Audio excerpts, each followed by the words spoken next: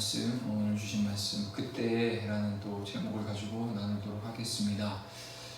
안디옥 교회, 지난 시간까지 우리 안디옥 교회가 하나님의 은혜 안에서 부흥이 되었고, 그 부흥은 질적이고 양적인 가시적인 부흥이라기보다는 하나님의 은혜 안에서 그들이 참된 그리스도인으로서의 본분을 잘 지키며 순종하며 결단하는 모습들을 위기에 빠진 예루살렘 교회와 우리 유대인 우리 형제들을 연보로 도우며 자원하며 도우며 나아가는 그런 실천적인 신앙의 모습을 통하여서 안디옥 교회가 얼마만큼 잘 영적인 부흥으로 이루어지고 있는지를 우리는 앞서서 한번 보고 지켜봤습니다. 이러한 안디옥 교회의 그 부흥은 열방으로 그 하나님의 구원 사역이 뻗어나가는 출발점, 그 시작점이 되는 거죠. 모든 열방이 그 구원의 그 기쁜 소식이 교회들을 통하여서 이 전파됨은 곧 무엇을 얘기하죠? 열방 가운데 하나님의 그 구원이 전파된다 라고 말씀하신 그 언약은 이미 창세 때부터 주님께서는 약속을 통하여서 이루어내셨죠. 그리고 그 도구로서 이스라엘 백성들을 선택하셔서 열방을 향한 구원의 도구로서 제사장적 직분을 허락하여 주신 게 바로 이스라엘 백성이죠. 그것은 단지 이스라엘 그 민족 안에서 구원이 한정되어 있는 것이 아니라 하나님이 모든 열방 가운데 하나님의 그 구원을 이루시기 위한 과정 속에서 이스라엘 백성들을 택하셨던 거죠. 그리고 이스라엘 백성을 통하여서 이제 약속의 메시아 곧 예수 그리스도가 오셨죠. 다윗의 혈통으로 오셨고, 예수님께서 이제 십자가를 통하여서 주님의 그 사망과 권세를 다 깨뜨리시고 3일 만에 부활하셨고, 이제는 하늘 보자 하나님의 보좌 우편에서 우리를 위해서 우리가 온전히 그 하나님의 그 언약을 잘 이뤄나가기 위하여서 하나님의 그 신실하신 그 약속을 이제는 신약에 있는 교회들을 통하여서 하나님의 뜻을 이뤄가시죠. 그리고 그 이뤄가신 그 과정을 신실하게 우리가 이뤄나가기 위하여서 우리 주님께서는 하늘 보좌 우편에 앉으셔서 우리를 위해 끊임없이 기도하고 계십니다. 그리고 이제 주님이 곧 다시 오시는 그날까지 그때를 준비하는 그 과정 속에서 이제는 하나님 그 예수님의 그 피값으로 세워주신 한 사람 한 사람의 그 교회들을 통해서 주님이 오실 길들을 준비하고 계시죠. 곧 이제 다시 얘기하면 열방으로 그 향한 구원의 복음이 열방 모든 민족에게로 하나님의 복음이 선포되어지는 이 과정이 바로 이 오늘 사도행전 안디옥 교회의 그 출발과 시작을 통하여서 이루어지고 있다는 거죠. 우리는 이미 성경을 통하여서 알고 있지만 주님께서 다시 오셔서 또한 하나님의 나라를 이루기 직전에 하시는 것이 있죠. 바로 사탄을 완전히 결박 가운데 묶어두시는 거죠. 창세기 3장 15절에 여자의 후손을 통하여서 뱀의 머리를 박살내서 그 사탄이죠. 사탄의 머리를 완전히 박살내시겠다는 그 하나님의 언약의 성취가 곧 이제는 주님의 오심과 함께 이루어지는 거죠. 지금까지야 공중의 권세 잡은 주인된 노릇을, 세상의 주인된 노릇을 마음껏 허용받아서 누리고, 왜냐하면 인간의 죄로 인해서 이 세상의 통치권이 인간의 곧 아담에게서부터 죄로 인해서 사탄으로 공식적인 통치권이 넘어가는 거예요. 왜냐하면 사탄의 명령을 따른 거기 때문에 종이 된 거죠. 시간에 있는 이 모든 영역 가운데서는 사탄이 주인이 되었죠. 하지만 그날도 멀지 않았어요. 이 사도행전 12장 1절에 사탄이 어떻게 자신의 때가 얼마 남지 않은 걸 알고 교회들을 통하여서 하나님이 이루실 그 구원의 역사를 제재하기 위해서 사탄은 얼마만큼 간교한 수술을 벌일지를 우리 오늘 말씀을 통해서 보고 있습니다. 이 안디옥 교회의 부흥이 열방이 그 구원의 기쁜 소식, 그것을 이 교회들을 통해서 전파되는 것은 곧 사탄의 종말이 멀지 않았음을 우리는 알 수 있습니다. 이 성경에 기록된 모든 언약의 성취 과정은요, 선과 악의 그 극명한 대립으로 이루어지고 있어요. 신실하신 하나님이 그 이스라엘 민족을 통해 언약을 이루어 가십니다. 이와 동시에 사탄은 그 언약을 어떻게 해서든지 막아보려고 안간힘을 쓰죠. 이와 같이 하나님의 선과 사탄의 그 절대 악의 싸움이 대립이 대결되는 그 대립 구도가 성경 가운데 계속해서 일어나고 있습니다. 오늘 본문은 이 언약 백성인 이 신약의 교회들을 향하여서 펼치는 간교한 사탄의 전력과 술수를 보여주고 있다는 거죠. 지난 시간 우리는요, 예루살렘 교회와 그 안디옥 교회가 성령 안에서 하나의 형제고 서로의 필요와 공급을 채워주는 유기적인 공동체라는 사실을 우리는 확인할 수 있었어요. 그런데 사탄은요, 오늘 본문에서 헤롯 왕의 손을 통하여서 이러한 교회들을 깨고 부수기 위하여서 수단과 방법을 가리지 않고 있다는 겁니다. 본문 1절의 시작을 이렇게 합니다. 오늘 제목이기도 한데요.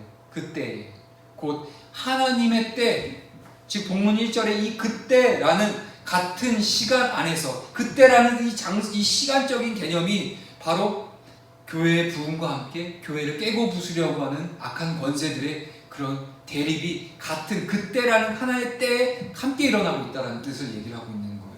하나님 안에서 신앙생활을 하고 있는 우리의 모습도 이와 같습니다.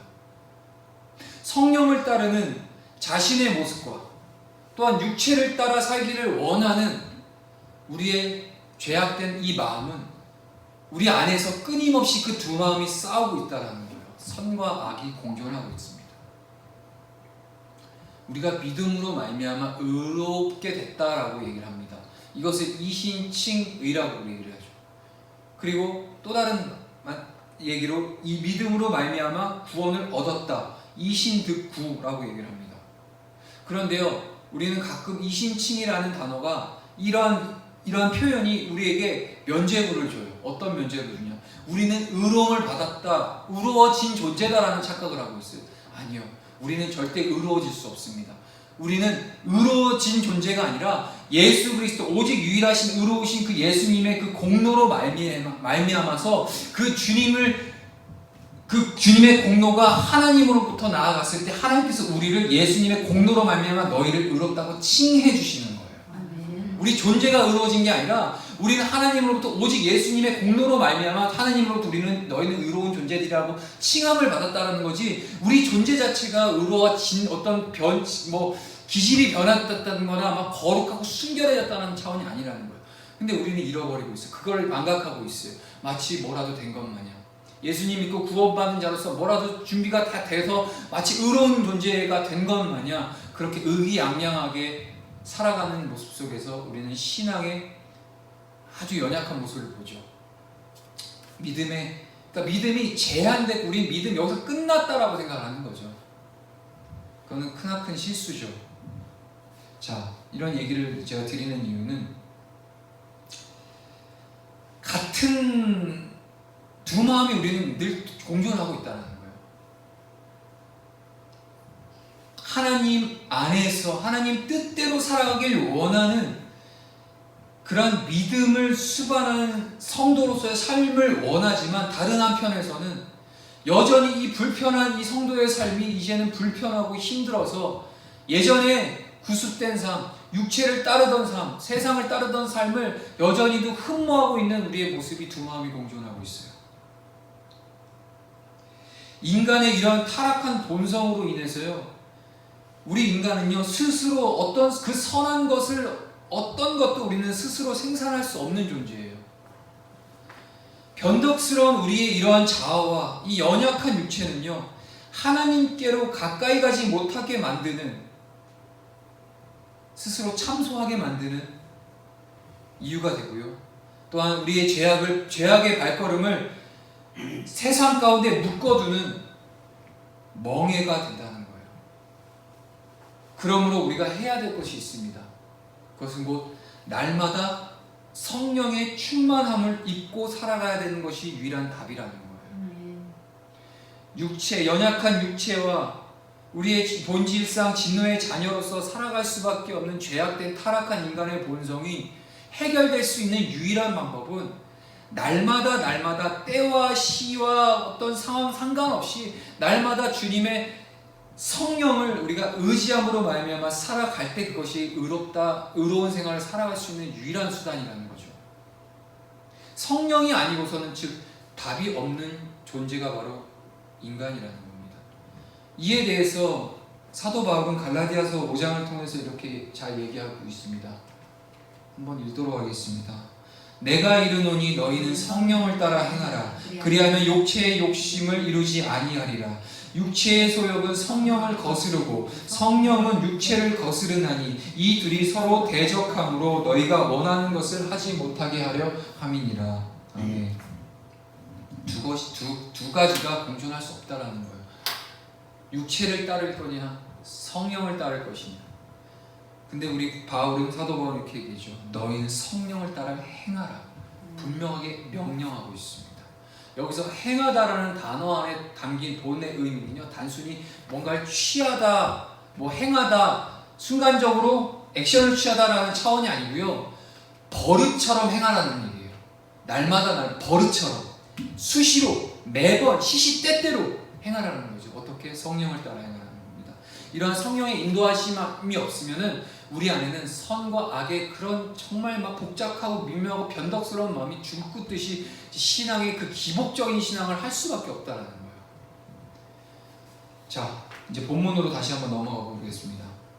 본문에 2절에 이제 배경을 보면 2절에 요한의 형제 야고보를 칼로 죽입니다. 누가? 바로 1절에 헤롯 왕이. 헤롯 왕이 손을 들어 이유가 뭐죠? 교회 중에서 몇 사람을 해하려고 합니다. 왜 그랬을까요? 왜 헤롯 왕이 교회들을 핍박하고 요한의 형제 야고보, 요한의 형제 야고보가 누구죠? 바로 이제 세례 요한의 형제예요. 사도 요한의 형제예요. 야고보. 요한복음에 써요. 자, 첫 번째 제자로서의 순교자가 나오는 거죠. 그리고 3절, 이 유대인들이 이 일을 기뻐하는 것을 보고 베드로도 잡으려 할세 때는 무교절이라고 합니다.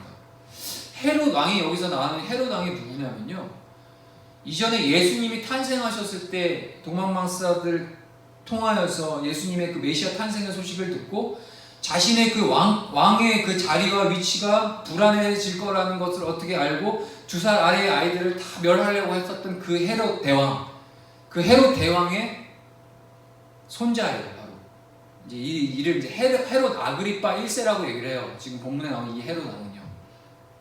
근데요, 이 헤롯 왕의 할아버지 헤롯 대왕은요, 정통 유대인이 아니었어요. 정통 유대인이 아니고요, 에돔 사람이었어요. 이두메인이라고 불러요. 에돔 사람이 누구였죠? 여러분, 가인의 후손이죠.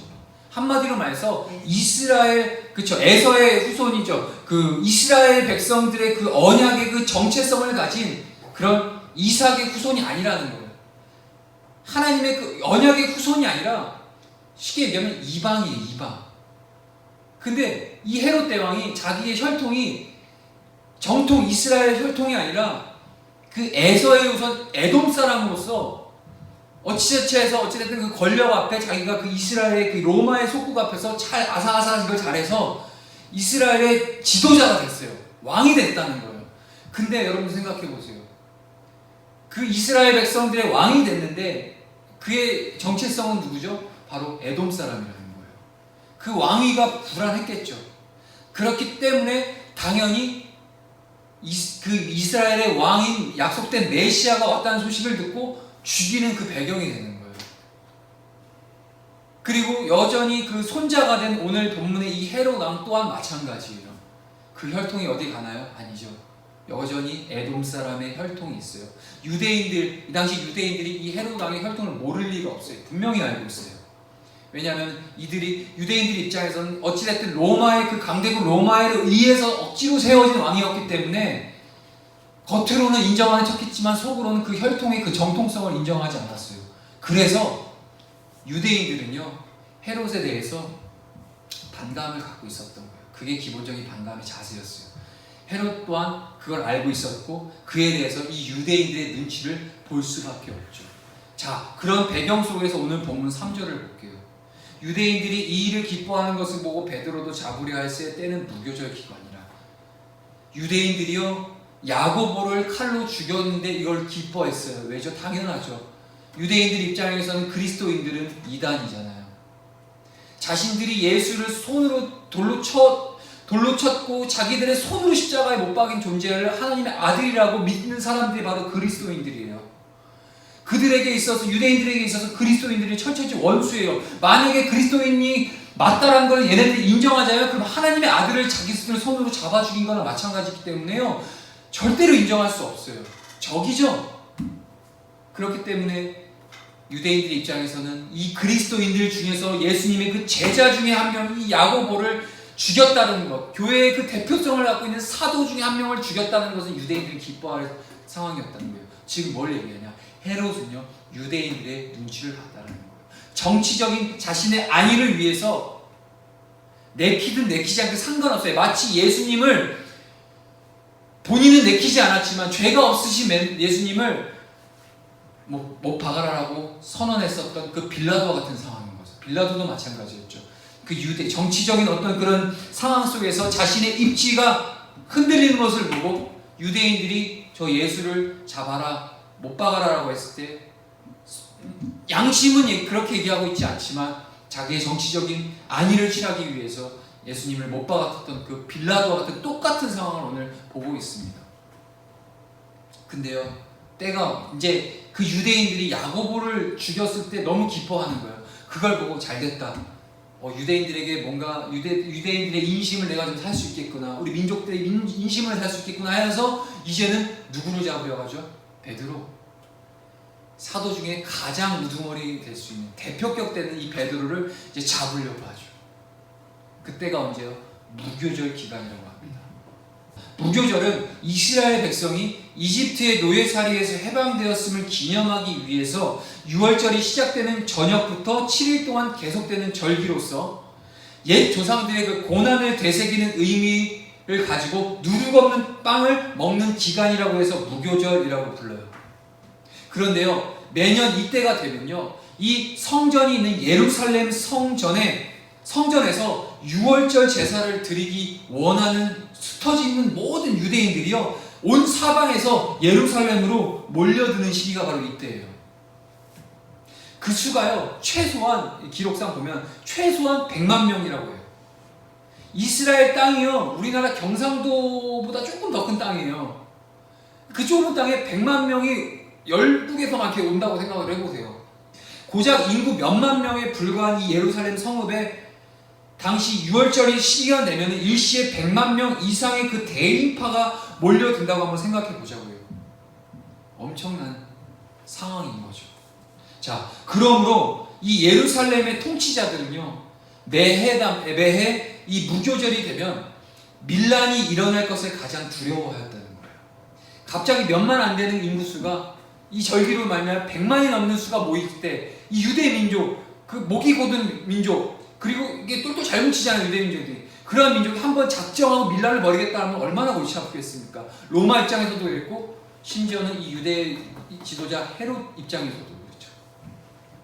100만 명 이상의 유대인들이 일시에 예루살렘으로 이 운집한다는 것은요, 그들의 종교적인 열기가 이들이 갖고 있는 그 민족주의 열기와 맞부딪혀서 서로 상승작용을 일으키면서 조그만 사건도 어떻게 하면 순식간에 정치적인 폭동으로 일어날 수 있는 위험성을 내포하고 있습니다. 예수님을 신문에 떴던 그 빌라도 총독이 예수님의 무죄를 확신하면서도 예수님을 못 박아 죽이라는 그 유대인들의 함성에 밀란이 일어날 것을 두려워해서 그 예수님을 사형에 처한 건 역시도 바로 그날 저녁부터 바로 무교절이 시작되었기 때문이에요. 그때 예루살렘에는요, 이미 온 사방에서 몰려든 유대인들로 가득 차 있었습니다. 그렇기 때문에 자칫 그 가공한 인파가 의해서 폭동이라도 일어날 경우에는요, 이 헤롯 대왕 그 자신의 헤롯의 군대로는 진압할 도리가 불가했었어요. 유대인들의 요구대로 예수님을 사형에 처함으로 그들의 환심을 사는 수밖에 없었다는 게 이 배경이에요. 결국에 빌라도도 진리보다 자기 권력을 더 기뻐한 사람이었습니다. 자신의 그 권력을 지키기 위해서 진리이신 예수님을 못 박아 죽인 장본인이 되었다는 거예요. 오늘 이 본문 헤롯 아그리파 또한 예외가 아닙니다. 무교절을 지내기 위해서 예루살렘으로 몰려드는 인파를 보면서 그도 역시 유대인들의 밀란을 우려하지 않을 수 없었습니다. 자신이 정통 유대인이 아닌 만큼의 일단 거대한 그 유대인 군중이 한자리에 모이면 이방인이 자신에 대한 정치적 반란은 언제든지 일어날 수 있는 상황이었어요. 그러므로 이 헤롯 아그리빠로서는 혹시 있을지도 모를 밀란의 가능성을 사전에 차단하기 위해서 이 무교절이 시작되기 전에 미리 그 유대인들의 환심을 사야 할 필요가 있었다는 거예요. 바로 그 필요에 대한 충족이 이 야고보 사도에 대한 참수형으로 나타난 거죠. 유대인들이 십자가에 못 박아 죽인 예수님이 다시 살아났다고 증언함으로 그로 인해서 유대인들이 눈에 가시처럼 간주하는 이 그리스도인, 그것도 교회의 지도자인 사도의 목을 침으로써 유대인들의 환심을 살 수 있다고 계산한 거라는 거죠. 세상에 이 사탄의 그 간교한 계략의 술수가 대충 보이나요? 상황과 배경과 정치적인 것과 사람들의 어떤 마음들을 선동하고 유발해서 어떻게 해서든 사탄은 자신의 기득권을 찾고 하나님의 그 언약의 성취 가운데서 자신이 박살나는 꼴을 보기 싫어서 어떻게 해서든 그 하나님의 언약을 가로막고자 하는 사단의 술수와 계략들이 느껴지시나요? 그 헤롯 아그리빠의 계산은요, 정확하게 적중하게 되죠. 야고보 사도를 참수형, 머리를 치는 참수형에 처하자 유대인들은 더없이 기뻐하고 있죠. 본문 3절에 유대인들이 이 일을 기뻐하는 것을 보고, 그 사실을 확인한 이 헤롯 아그리빠는요, 사도들의 우두머리격이었던 베드로마저 투옥시킵니다.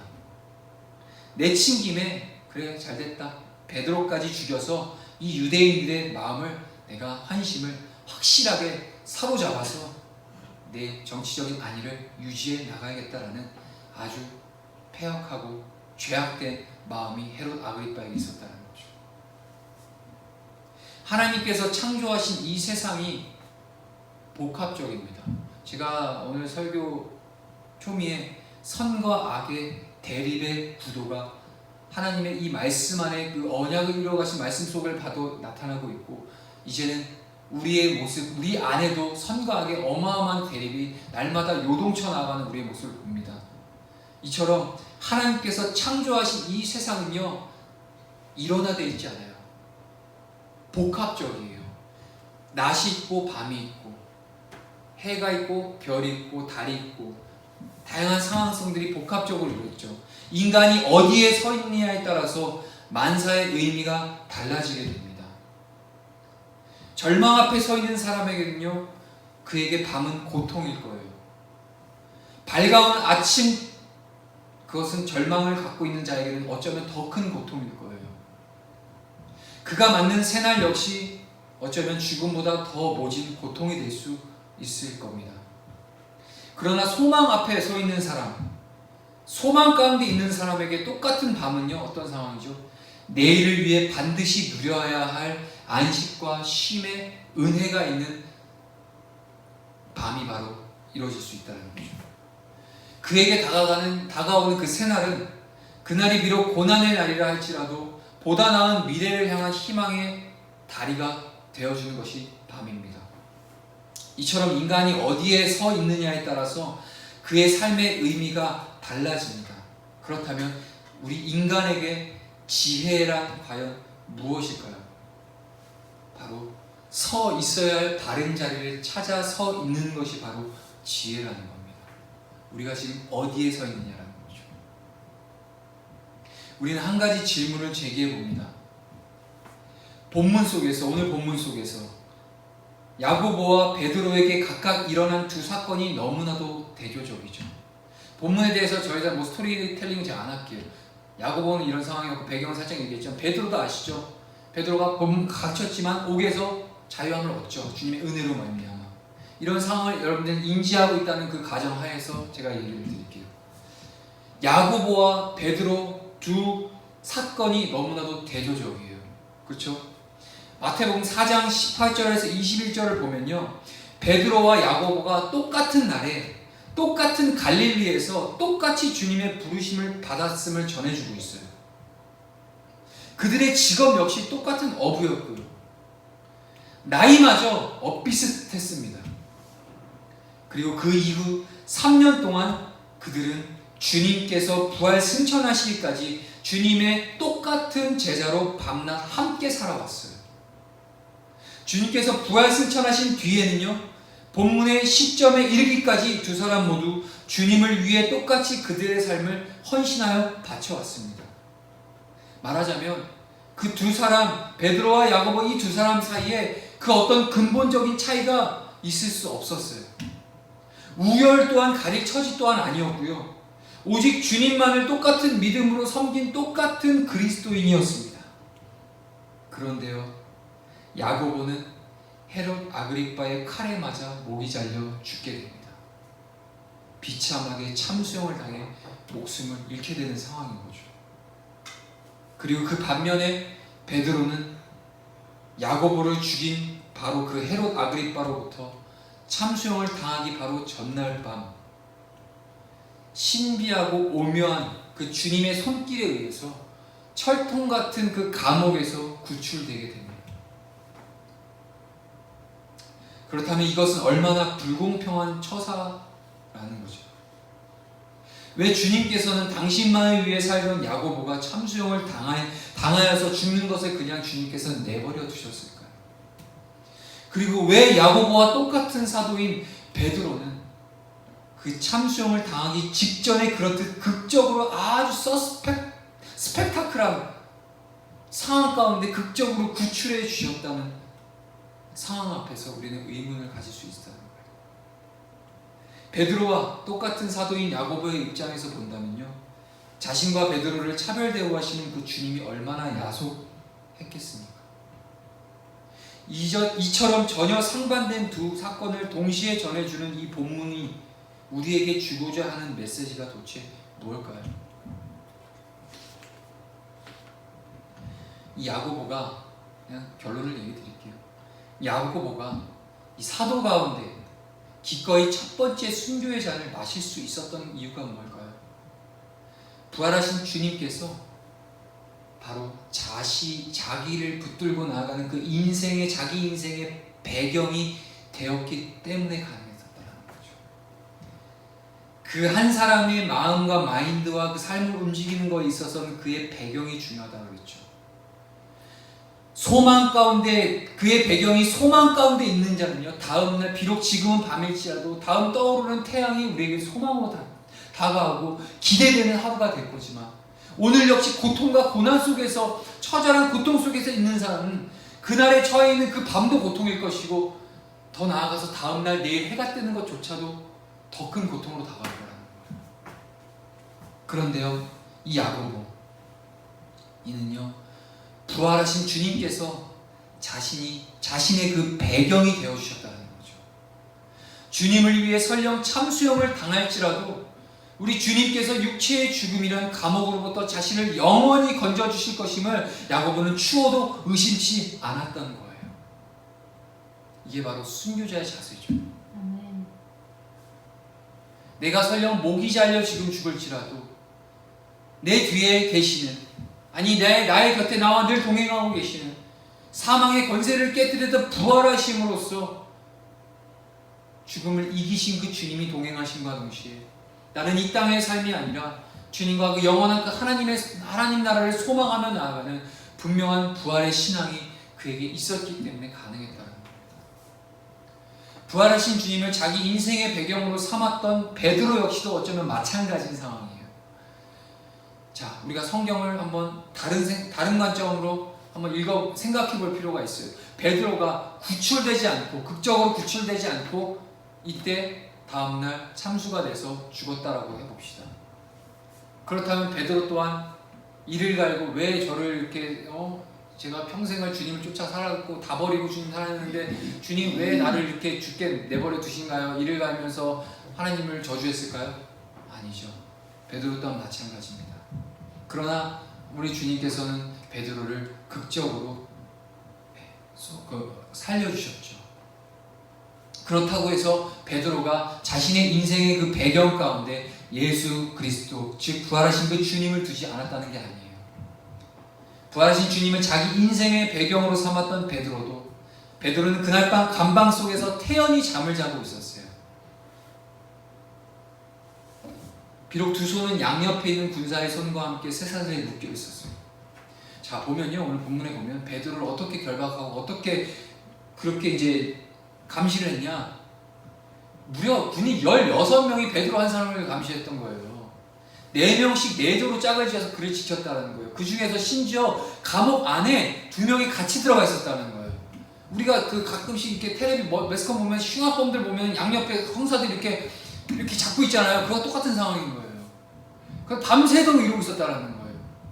그리고 그 감옥뿐이 아니라 밖에서도 2사람이 앉고 있었고요. 그래서 교대를 계속해서 16명이 베드로 한 사람을 지키기 위해서 그렇게 있었다는 거예요. 이러한 상황 속에서 소망이라고 하면 어떻게 찾아볼 수 있겠습니까? 베드로는요, 근데요, 재밌어요. 태연히 잠을 자고 있어요. 이게 그냥 졸려서 무지해서 잠 자는 게 아니에요. 사람이 마음이 편해야 잠이 오는 거죠. 생각해 보십시오. 며칠 전에 사도 야고보가 모기 잘려 나갔는데 자신도 똑같은 상황이 이제 내일 되면은 처해질 상황이에요. 바로 모기 잘려 나기 전날이에요.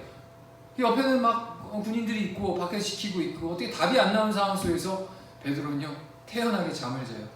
천사가 옆구리를 쳐야 겨우 일어날 정도로 깊게 잠을 들었다는 거예요. 그러한 평안이 어디서 왔을까요? 바로 자신의 생명과 내가 설령 다음날 내가 목이 잘려 나갈지라도 내가 있어야 될 곳은, 내가 있는 곳은 바로 주님이 계시는 그곳이다라는 분명한 하나님의 소망, 주님으로부터는 참된 생명의 그 소망이 있었기 때문에 그러할 수 있었다는 겁니다.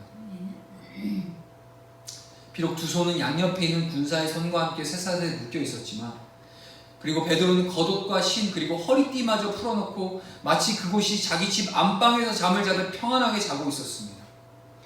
그날 밤은 참수형을 당하기 전날 밤이었어요. 이제 하룻밤만 지나면 목이 떨어져 죽을 판이었어요.